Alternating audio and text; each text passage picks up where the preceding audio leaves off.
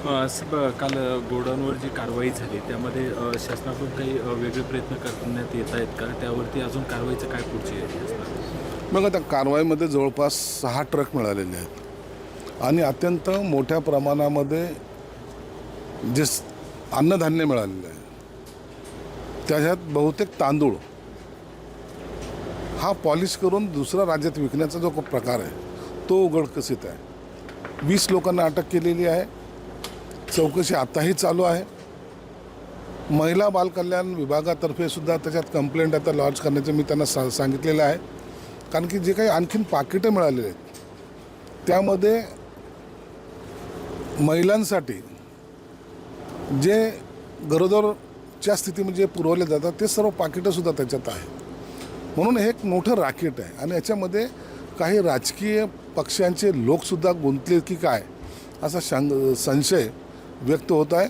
म्हणून याच्या डीपली जाऊन चौकशी करण्याचे सूचना मी त्यांना दिल्यात आणि त्या पद्धतीने त्यांचा कारवाई आताही चालू आहे. सामना मी वाचलेला नाही, पण तो टीका करत असेल तर ते टीका करणं किंवा इतरांवर वायफट बोलणं हे आता सामनाचं ध्येय झालेलं आहे. म्हणून त्याला आता नीतिमत्ता राहिलेली नाही. त्यांना चांगल्या गोष्टी कोणत्या सहन होत नाही, म्हणून आम्ही त्यांची काळजीसुद्धा करत नाही. नितेश राणे म्हणतात की संजय शिरसाटांनी बोलताना विचार करायला पाहिजे किंवा संजय शिरसाट यांचा होऊ नये एवढीच अपेक्षा आहे. त्याच्या एवढ्या शुभेच्छा मला मिळाल्या त्याचं मी काळजी घ्यावं लागेल मला. ते मी आता त्यांनी पहिल्यांदाच सूचना केलेली आहे म्हणून त्यावर मी भाष्य करणार नाही. काळजी म्हणजे काळजी इशारा वाटतोय. नाही इशारा नाही. नितेश राणे वगैरे इशारा देणारे मधले नाहीत.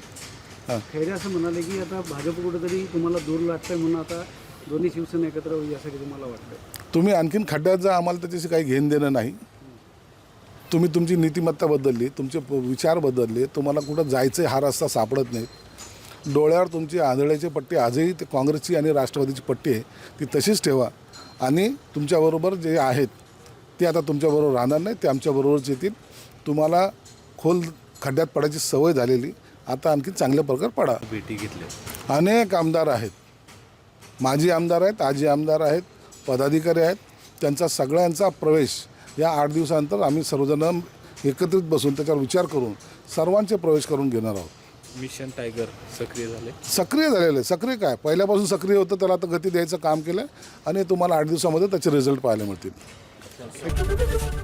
एबीपी माझा, उघडा डोळे बघा नीट.